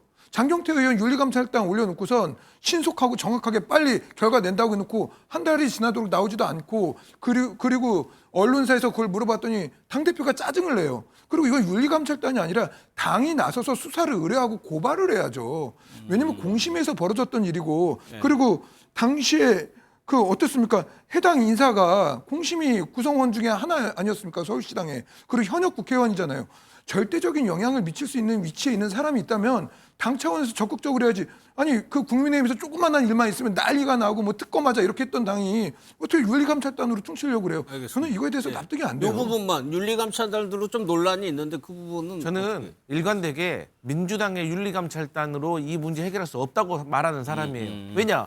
아무리 공정하게 한다고 하더라도 예. 국민들이 믿겠습니까? 그래서 이건 경찰 수사로 해결해야 될 일이고 이미 국민의힘에서 착실하게 고소고발하셨더라고요. 예. 그렇기 때문에 경찰 수사 보시면 됩니다. 그래서 오늘부터 고소인 고발인 조사가 경찰에서 시작이 되는 것 같아요.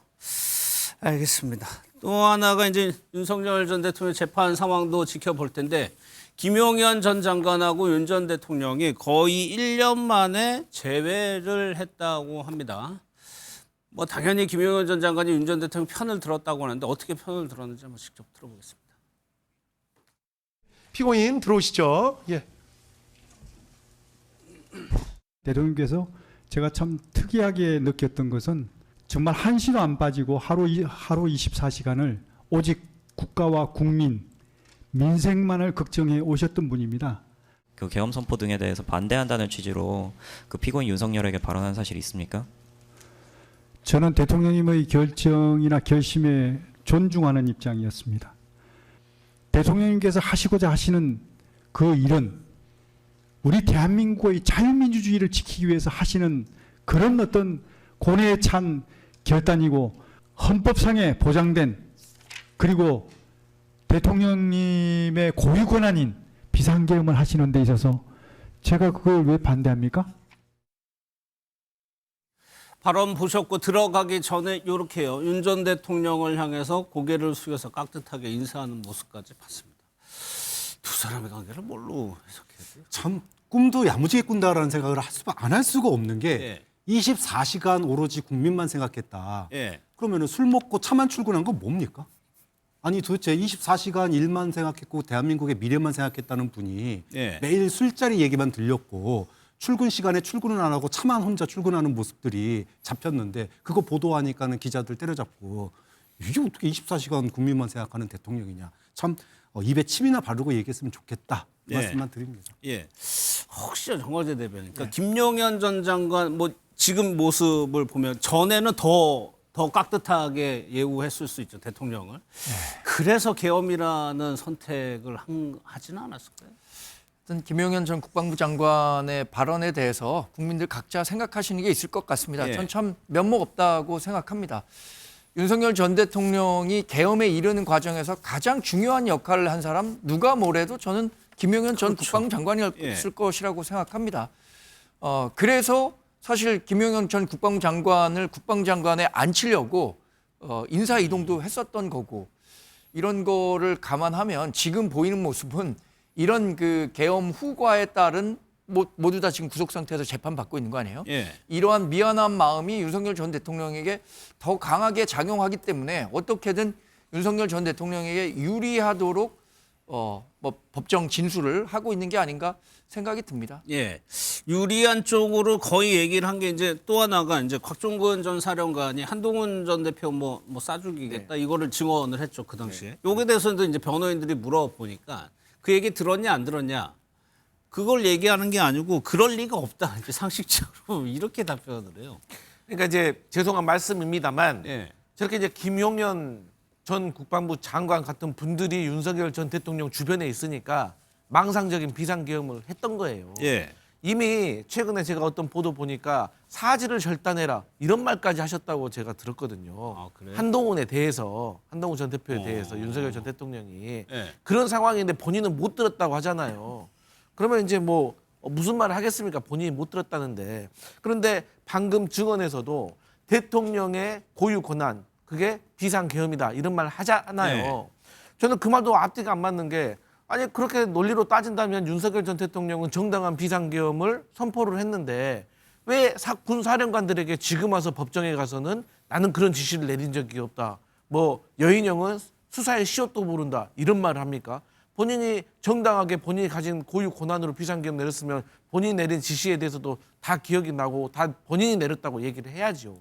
그래서 저는 저런 분들이 옆에 계셨기 때문에 망상적 비상계엄이 선포된다 그렇게 보고 있습니다.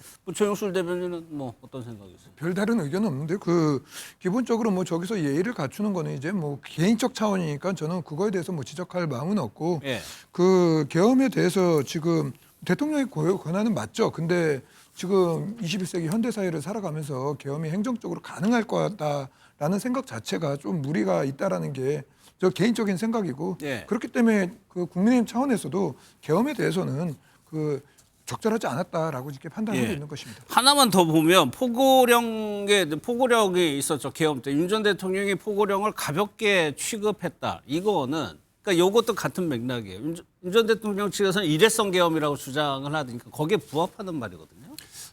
근데 사실은 예. 그러니까 계엄 포고령을 얼마나 우습게 봤으면 대충 그냥 박근혜가 하려고 했던 예. 그거 가져다가 대충 쓰면 되지 뭐 이렇게 했다는 거예요. 그러니까 이거는 계몽령이다. 뭐 이거를 증거를 하기 위해서 그렇게 된 건데 어쨌든 그 포고령에 대해서 직접 결재를 한 거는 어쨌든 김용현 전 장관도 인정하고 있습니다. 예. 윤석열 전 대통령이 계엄 포고령에 대해서 승인을 했다. 예. 그러면 우리가 저 대충 그냥 어차피 그냥 지나가는 거니까 도장 찍었어요라고 하는 게 도장이요. 사인이나 도장은 엄청난 책임과 의무가 따릅니다. 그렇죠. 예. 막 내가 무슨 생각을 했는지가 중요한 게 아니에요. 그래서 어떤 결과가 펼쳐졌는지에 대한 책임을 지는 자리가 사인하고 결재하는 자리입니다. 그거는 조직 생활을 하는 사람이라면 누구나 결재와 이 사인의 무게감에 대해서 당연히 알아야 되는 거예요. 예. 평생 검찰에 있었고 검찰총장까지 지내신 분이 내 생각에는 그거 뭐 그냥 계몽령이었으니까 경고성이었으니까 그런 뭐 예를 들어 의료인들까지 뭐 처벌하라고 이렇게 써놓은 그런 포고령에다가 사인했다? 예. 이게 말이 됩니까? 좀 그런 점에서 이거는 자신들의 어떤 이것이 계몽령이었다라고 하기 위한 정말 말도 안 되는 갖다 붙이기 불과하다 이렇게. 예. 또 하나요. 어제 재판에서 태도 논란이 일었었는데 어떤 내용인지 한번 직접 보도록 하겠습니다. 재판장님, 예. 지금 이게 자리 배치가 예. 좀 잘못되어 있는데요. 예. 지금 저희들은 다 앉지도 못하고 방청석에 변호인들이 앉아 있습니다. 예. 그래서 이걸 좀 개선을 해주셔야 공판이 정상적으로 진행될 것 같고요. 검사들은 저렇게 넓은 자리에 비워놓고 앉아 있는데 저희들은 방청석에 앉았다는 게 말이 안 되지 않습니까? 저는 지금 아니라고 생각합니다. 기분이 안 좋으신 게 검사들은 넓게 앉아서 기분이 나쁜 좋으신 거예요? 아니면 특검보님, 김용현이 특검보님 친구입니까? 윤석열이 김용현이가 뭡니까 지금? 이하상 변호사님 아니 그러니까 제가 빨리 얘기하잖아요. 정말 그렇게 말하면 안 되죠. 알겠습니다. 피고인을 붙이겠습니다. 아니, 피고인 윤석열, 김용현이 뭡니까? 피고인 윤석열, 피고인 사과하세요. 난데없는 호칭 논란이 이제 불었는데 이거를 재판을 안 받아서 모르겠는데, 그러니까 윤석열이라고 표현을 했던 것 같아요. 특검 측에서 그거에 대해서 이의를 제기한 거거든요. 그 법정에서 쓰는 공식 용어는 피고인 윤석열이 맞는 것 같습니다. 피고인 윤석열. 그러니까 예. 뭐 윤석열 전 대통령 이것도 불필요한 용어라는 거죠. 예. 근데 지금 특검 측에서 얘기하는 것은 일상적으로 우리가 뭐 재판을 빨리 진행하는 과정에서 그냥 이름만 부를 수도 있다라고 얘기하는 건데 예. 전 뭐 기왕이면 윤석열 전 대통령 호칭해줬으면 좋겠습니다만 근데 그걸 갖고 그래서 기분 나빠서 재판 못 받겠다라고 하는 변호인 측의 변호 전략은 잘못됐다고 봐야죠. 네. 강성필 부대표는 어떻게? 저는 저런 얘기 들으면서 좀 황당한 게 윤석열 전 대통령은 본인의 어떤 최후 어떤 진술이라든가 아니면 평소에도 증언을 할 때 같은 얘기, 그러니까 쉽게 말해서 1분도 안 되게 끝날 얘기를 한 20-30분씩 해요. 계속 반복해요. 네. 거기에 대한 것은 우리가 지적 안 하거든요. 왜? 전직 대통령에 대한 예우로. 그런데 그걸 넘어서 가지고 이제 뭐 검사 쪽은 자리가 많이 나고 자기들은 부족하니까 이걸 어떻게 해달라? 예. 이거 국민들이 보고 다 평가할 거라고 생각하고 예. 확실히 김용현 전 장관은 변호인을 잘못 선임한 것 같습니다. 예. 저는 이제 정치의 영역과 법정의 영역은 좀 구분돼서 봐야 된다고 봅니다. 그 정치의 영역에서 뭐 민주당에서 이제 윤석열 대통령, 뭐 김건희 여사에 대해서 호칭 안 붙이는 일은 굉장히 다반사예요. 네. 저도 뭐 이제 정치적으로 이제 뭐 논평을 쓸 때 웬만하면 전 다 거의 다 호칭을 붙여서 하지만 때에 따라서는 이제 힘을 주기 위해서 호칭을 빼는 경우가 있거든요. 그 정치적 언어로 쓰는 수사와 그래서 법정에서는 어떻게 보면 정치적인 판단, 가치 판단은 배제된 채 냉정하게 진행이 되어야 되는 곳이거든요. 예. 그렇기 때문에 저 지적은 이제 뭐 감정의 여부를 떠나서 법정에 임하는 이제 특검이라던가 변호인이라던가 그런 호칭은 정확하게 정리라고 하는 게 맞고 예. 그리고 자리 논란도 이제 그걸 기분 나쁘게 보는 게 아니라 균형을 맞추는 차원에서 이제 봐야 될 부분이지 이걸 가지고 뭐 나쁜 놈 뭐 이렇게 할 필요가 자체가 없는 거예요. 그래서 법정의 영역과 그리고 정치의 영역을 좀 우리가 구분해서 봐야 될 필요가 있다. 호칭은 제 기억에 윤 전 대통령이 김건희여서 호칭 가지고도 한번 이의를 제기한 좀 유독 좀 예민해. 네, 저는 이게 그래요? 근본적으로 예. 특권 의식이라고 생각해요. 왜냐하면 이 특검 재판뿐만이 아니고요. 다른 일반 재판 가보세요. 검사들이나 그 재판장이나 처음에는 피고인 부릅니다. 근데 이게 계속 길어지잖아요. 그럼 이름만 불러요. 윤석열 전 대통령 이제까지 검찰 생활하면서 이름 안 불렀을 것 같습니까? 피고인이라고 부르지 않았어요. 대부분 다 이름 부릅니다. 통상적으로 벌어지는 일이에요. 그런데 대통령을 했으니까 또는 국방부 장관을 했으니까 붙이라는 거예요. 그럼 지금 이분들이 현직입니까? 아니잖아요. 그리고 법에 의해서 예우받게 돼 있습니까? 예우 박탈됐습니다. 근데 그런 차원에서 피고인이라고 불러달라고 했다 그러면은 그거는 뭐 충분히 있을 수 있는 일이지만 예우를 해달라고 하는 부분들은 마치 이제 전 대통령이라고 하는 지금도 전직 대통령에게 예우 안 지킨다고 하는 거 아닙니까? 그런 점에 있어서는 윤석열 대통령도 문제지만 전 대통령도 문제지만 변호인 측이 굉장히 윤 전 대통령이나 어떤 그 소위 지지층에게 호소하기 위한 그런 어떤 그 전략 아닌가 좀 그런 점에 있어서는 특권 의식이 아직도 있다. 그런 점을 비판 안 할 수가 없죠. 이거 특권 의식에 대한 문제를 지적한 게 아니라 이게 어떻게 보면 지금 현재 재판이 되는 게 공개되고 있는 거 아닙니까? 그러면 불편하더라도 어떻게 보면 법정에서 그 전에 그냥 이름을 말을 한다. 뭐 피고인 누구, 김아무개 이런 게 아니라 이름을 말하는 게 행정 편의주의를 했어라도 이게 공개된 재판이라면 불편하더라도 저는 정식적인 용어들을 쓰라는 겁니다. 그래서 국민들이 바라보고 있는데 이걸 가지고 특권이 아니라 공식적인 용어로 써달라는 것은 잘못된 지적이라고 저는 생각합니다. 그래서 이제 피고인이라고 특검에 정정을 한 거 보면 이게 공식적인 명칭인 것 같아요. 피고인이라고 지칭을 하는 게요. 어제 이어 오늘도 국회에서는 쿠팡 청문회가 벌어지고 있는데 어제 그 미국인 대표의 태도를 가지고 논란이 있었죠. 어떤 태도였는지 한번 직접 보도록 하겠습니다. 그러니까 폴스라는 거 대표님이 아셨습니까? 이 표현을? 이건 한국 정부를 공격한 거예요. 미국 투자자만 의식하고 한국 고객은 봉으로 보고 한국 정부를 완전히 무시한 표현이라고. 뭘가 가짜입니까? false. 저희는 한국 정부의 지시에 따르고 있습니다. 이 점에 대해서 저희가 공개를 했습니다. 저희가 중국에서 하천에서 답을 보내면서 저희가 뭐 자체적으로 혼자서 자의적으로 했다고 그렇게 생각하십니까? 오늘 태도에 유의해 주시고 사과하겠습니까? 제 답이 완벽히 통역이 되지 않았다고 생각을 합니다. 저에게 위증이라고 말씀하시는데 통역사들이 저의 대답에 대해서 완전히 통역할 수 있도록 해주십시오. 저는 국회를 존중하지만 저는 저와 회사를 대표해서 이 자리에 왔습니다. 그래서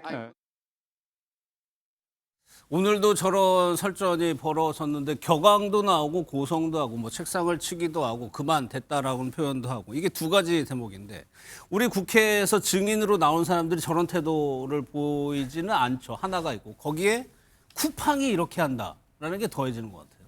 그렇죠. 사실 굉장히 이례적이죠. 또 외국인이 이렇게 청문회에 참석하다 보니까 국회의원들도 상대적으로 좀 나약한 모습 같아요. 우리 그 한국 기관장들이나 뭐 증인들이 나왔을 때는 뭐 눈 똑바로 떠라, 뭐 팔짱 끼지 말라 이런 식으로 굉장히 고압적인 자세였는데 로저스 대표에 대해서는 좀 더 외국인이어서 그런지 뭐 유약한 모습을 보인 것 같아서 아쉽고 저는 그래서 이번 청문회가 사실 어떤 소기의 성과를 거두기 어렵다고 봤습니다. 그래서 국민의힘이 얘기했었던 게 국정조사하자는 거였잖아요. 국정조사를 하게 되면 현장 조사도 할 수 있고 이 청문회보다는 훨씬 더 실효적으로 쿠팡을 압박할 수 있는 계기가 마련될 수 있었다고 보는데 왜 이렇게 예상됐던 그 무용 청문회를 강행했었는지 민주당의 정치적인 결정에 대해서 이해할 수 없고 결국에는 우리 국민의힘에서 얘기했을 때는 정무위원회가 중심이 돼갖고 이거 해야 된다라고 얘기를 드렸거든요. 왜 그러냐? 정무위원회가 공정거래위원회를 다루고 있는데 지금 쿠팡이 제일 두려워하는 것은 김범석 의장에 관한 얘기예요. 김범석 의장에 대해서 공정거래위원회가 총수 지정 요건을 강화한다든가 이런 식으로 쿠팡이 정말로 부담으로 느낄 수 있는 것들을 논의할 수 있는데 왜 이런 그 방법들 생각하지 않고 단순히 청문회로 마무리하려고 했었는지 좀 이해하기가 어렵습니다. 근데 저 쿠팡 대표의 저런 태도가 박 교수님 보시기에 그러니까 문화적 차이가 있고 정치적인 차이도 있을 거예요. 그거냐 아니면 전략적으로 노리고 지금 들어온 거냐 뭐 누가 보더라도 이거는 노리고 들어왔다라고밖에 볼 수가 없습니다. 특히나 이제 셀프 조사 발표한 부분은 굉장히 저는 전략적이라고 보는데 셀프 조사를 통해서 미국의 그 주가 그 증시에 올렸잖아요. 그 결과를. 그것은 결국은 떨어지고 있는 쿠팡 주가를 갖다가 방어하겠다라고 하는 거예요. 그러니까 그 이상도 이하도 아닙니다. 지금 우리 정부에 그렇죠. 우리 정부에 대해서는 뭐 국정원에서 같이 했다, 뭐 했다 다 우리는 부정하고 있는데 지금 그걸 갖다가 미국에서는 우리 국정원하고 일 다 끝냈고 결과 나왔고 3,000명도 안 되고 유출 안 됐고 그러니까 우리 주가 안 떨어질 거야. 지금 오로지 김범석의 주가만 지금 지키기 위해서 나왔고 지금 국회를 갖다가 무시하고 또는 일부러 외국인을 보낸 것조차도 이런 논란을 일으켜가지고 어떤 청문회를 통해서 여론 재판으로 가는 게 아니라 어차피 재판으로 가야 돼요. 어차피 재판으로 가야 되기 때문에 그래서 하버드 변호사 출신으로 지금 온 거 아닙니까? 결국은 이렇게 뭉개고 또는 시간 끌고 본질이 아닌 것으로 대응하고 이것 자체가 쿠팡이 이번 청문회에 대한 대처하는 자세고 결국은 법정 싸움에서 이 모든 것들을 다루겠다라고 하는 의도가 다분히 드러나는 거라고. 마지막으로 강선 대표님 문제 중에 하나가 그러니까 국정원의 뭐 지시에 따라서 뭐 조사를 했다. 국정원이 명백한 허위라고 얘기를 했거든요. 그런데 오늘 뭐라고 했냐면 성공적인 협력 사례라고 그러니까 사실 호도하는 경향에 대해서 이 부분은 어떻게 그 부분은 차후에 이제 쿠팡 측에서 법정 소송에 들어갔을 때 그 법정 근거를 마련하기 위해서 호도를 하고 있다고 분석할 수 있을 것 같아요. 그러니까 이제 본인들은 어쨌든 간에 그 협력과 관계라는 그 단어를 매개체로 인해 가지고 한국 정부에 대해서 자기들이 협조를 했고 본인들이 했던 어떤 과실에 대해서 책임 있는 행동을 취했다라는 것을 한국 정부의 어떤 인증된 국정원이란 공공기관을 통해서 인증받으려고 하는 법적 소송을 대비한 발언인 것이다. 그렇기 때문에 국정원에서도 여기에 대해서는 위원회에다가 고발 조치를 위증으로 고발 조치 해달라라고 표시를 한 것으로 분석할 수 있을 것 같습니다. 쿠팡의 목적은 요약하면은 쿠팡의 미국 주가하고 법적 소송인 겁니다. 대비하기 위해서 이 청문회를 좀 활용하는 측면이 있다는 말씀이시죠. 알겠습니다. 정치권이 오늘 뭐 민주당은 쿠팡 국정조사 요구서를 일단 제출한 상태여서 이후의 상황은 또 국민의힘과 어떤 협의가 진행되는지를 좀 봐야 될 것 같습니다.